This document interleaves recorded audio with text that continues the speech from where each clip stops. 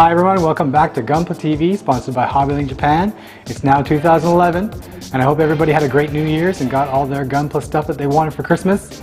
I appreciate your patience while we were away. We were pretty busy with the end of the year and our inventory, but now we're getting back into our routine and we're ready to bring you a lot of Gunpla related content. And before we show everybody the PG Strike Freedom start today, we're going to have a look at the kits that came in while we were away.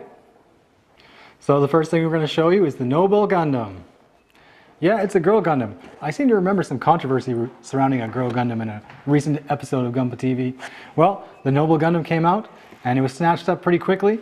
I think this is a love or hate kit. A lot of people really love this kit and it's quite different from previous Bandai HG kits. And of course a lot of people, they're kind of staying away from it because maybe building a girl is not their thing. They want to build a giant fighting machine. That's cool too. But I would say that if you enjoyed the HGG Gundam kit, then definitely it's worth picking up the Noble Gundam. And also, what came in while we were away in our break, from the Gunpla Builder series, it's the Forever Gundam. This is similar to the RX-782 30th anniversary HG kit that came out. I think it utilizes the same frame and you get a lot of the same weapons. But as you can see, they've stuck a lot of fin funnels, and you also get the Gundam hammer. And the backpack is quite different too, if you have a good look at this here. And while this is from the Gunpla Builder series, it looks a lot more menacing than a lot of the other kits that came out in that line. I definitely suggest picking it up if you like the RX-782 kind of style of kits. And the MG of the month, the ReZEL Commander. Now, we showed you the ReZEL before, and there's not a lot of difference with the ReZEL Commander. You're going to get a little bit different color of clear parts. It's green instead of the pink. And the Wave Rider mode is slightly different because of the fins that the backpack has. But probably the coolest thing about this kit is the Mega Beam Cannon. I mean, this thing is enormous. It's almost as long as the suit itself, and it actually fits right on top of the Wave Rider there. So if you enjoyed the ReZEL and you want to build another one, you can pick up the Commander, or if you haven't had a chance to build the ReZEL yet, you now have two choices. You can build the normal ReZEL or the Commander. And now, we're going to get on to the PG Strike Freedom. And what we did, well, we're going to start with the foot because that's where the manual says we should start. So this is the perfect grade Strike Freedom. It's a perfect grade, and it's unlike anything we've ever shown you before.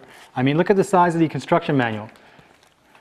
If you take the time to actually see this, I know some people have scans up on the net already. I mean, it's really detailed. It's quite thick. It's 43 pages all the way to the end, and that doesn't even include the markings. The markings instructions are actually in a separate book. So today, the manual indicates that we're going to start with the foot, and I guess that makes sense, seeing as the size of this thing, it won't be able to hold itself up if you don't have feet. So I've already built one of just the frame, and I've prepped all the pieces that we're going to need, and together we're going to build the other foot, and we'll have the pair. So the one thing I noticed when I started building the perfect grade Strike Freedom, even the foot, is that it consists of a lot of sub-assemblies. Now, a master grade will have some assemblies as well when you're building the frame before you put the armor on. But the PG, of course, takes that a step further. You're having sub-assemblies which create more assemblies which create the final joint. So when we started on the foot, the first thing they have you build is this tiny little piece here. And because the parts are so small, I just went ahead and I put it together. This consists of actually 4 pieces. And there's no actual polycaps like we have used in master grade kits. They're not that spongy, elasticy type of plastic.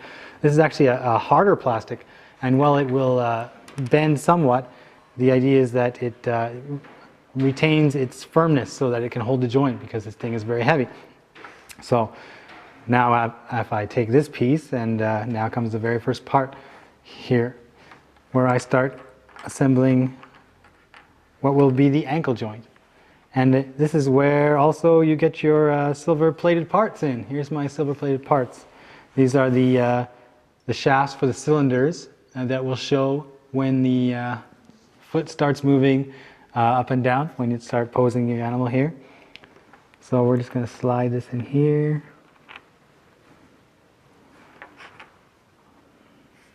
And now the fit is very tight, it's very precise. So you have to make sure that everything's lined up when you snap into place here. And just like this, here we are. This is the first sub-assembly, which will go into what becomes the ankle part of the foot here. Now we move on to the next few pieces. Now, these pieces are still not the sprayed gold color. We're still using this kind of just normal plastic. It's not been coated. And again, we have these black pieces that are not polycaps, but function in the same way. So what we do with these ones is we are going to take this piece here, slide it into place, and then close it up. And just like that, we now have two pieces, two sub-assemblies. Now the next part, this is where the first actual pieces of this gold frame, this shiny gold frame that Bandai was very excited about. And when I first saw this at the hobby show, I thought, wow, this is really cool. How do they get this effect? Now it appears to be just a coating on top of the plastic, but it doesn't seem to come off easy. And because of this coating and you don't want to ruin it, Bandai has also gone ahead and they've undergated these pieces. But not all parts are undergated. Some sections will be undergated, but on the same piece, this piece is not. So when I'm cutting this off here, what I tend to do, there's only one part that's undergated on this part, sorry, two parts, is I will leave excess amount here and leave excess amount here where the undergate is. And now I have to come back at this kind of angle and remove it, if that's possible. You might want to get in here with your hobby knife to clean things up. We're not going to go too exact here. We'll try to do it as best we can. Generally though, if you don't clean up this undergating properly, you're not going to have a very perfect fit, and that might affect when you start assembling the final unit. So with these pieces, I'm going to take my previously made sub-assemblies and carefully put them in, because these fits are really tight here. Oh, and make sure you line everything up, because there's lots of mechanisms. This thing is going to need to go in here. The next previous assembly goes in here as well. Oh, I didn't remove an undergate.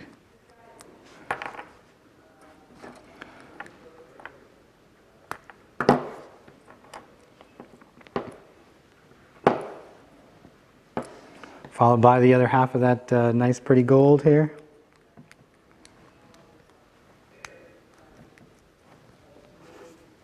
Now, to get this lined up, in some cases it's a bit of a chore, because the manual has you put in one side first and then slide the opposite side in. However, they tend to have you put the skinny side in and then the fat side in the opposite side, and this doesn't always work. So my solution for that is to take the thick side and put the piece in this way.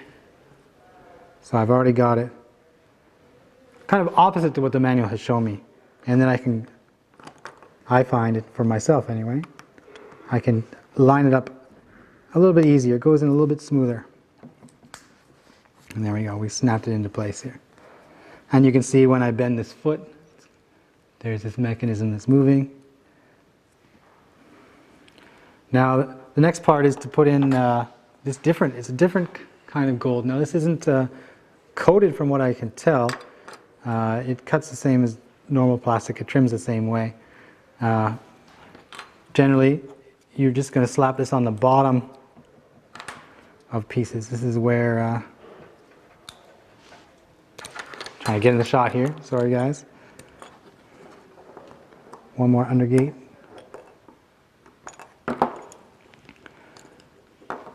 And it's interesting to note that these pieces are also undergated, this piece and this piece. But on this end it was not undergated. So there seems to be, at first, you wonder, there's no rhyme or reason to why some of it is undergated and some of it is not. When you get that final thing put together, you'll understand a little better. Some things just didn't need to be done. Slide that in the bottom, along with the next piece. So here's the bottom of my foot. This is what you see when you look at it from underneath. And now we get to these big fat armor pieces. Like, look at the size of this thing. This is just 1 foot here.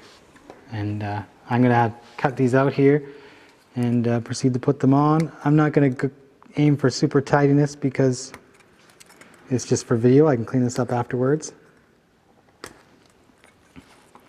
There's quite a few gate marks that you have to be sure to cut at just the right angle here.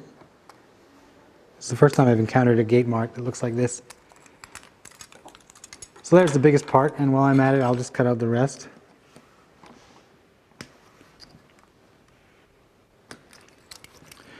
I think it's advisable to have a really good pair of cutters. If you're going to do a perfect grade, you might want to pick up a brand new pair of side cutters, because these gate marks are thick, and if you have an older pair of cutters, you'll tend to stretch the plastic instead of actually cut through it. So here's another big part here. What we do is we put these two together, and then we're going to slide this in place. Now if I can line this up properly. This will be the front part of our foot. And you can see this is quite large. So here's another small piece. Even this tiny piece, we have a little bit of undergate here. So I can easily cut one side off. That's fine.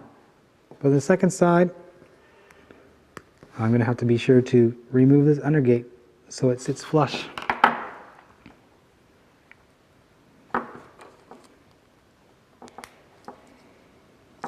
Slide that into place.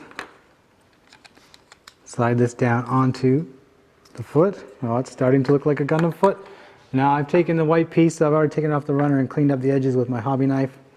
This will just slide on from the top. But it's got quite a few grooves you actually have to line up before it will go in properly. And then you hear that snapping sound, so it's in place. Be careful if you're going to want to move that again.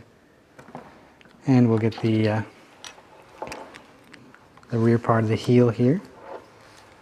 So here's a foot, but we're not finished yet because of course you have the ankle guard. This is a simple unit here. You just take this piece of frame, and don't worry because it's not the cool yellow, because you're going to cover it up with the blue part here. Just make sure you line them up properly. The manual is pretty good to indicate which side should go up and which should not. And then this will snap onto this moving piece we have here. So while it looks like the normal foot, when you start bending it, it actually opens. You can see some more of the frame in here. It's quite cool. So there's one foot. We've already built 1 foot. And next week it's the leg. It's going to be more of the same, but it's probably going to take twice as long because, as I noted with the sub-assemblies in the foot, you have quite a lot more in the leg. The leg actually has 3 points of articulation, like the knee and just above the knee, and also the thigh.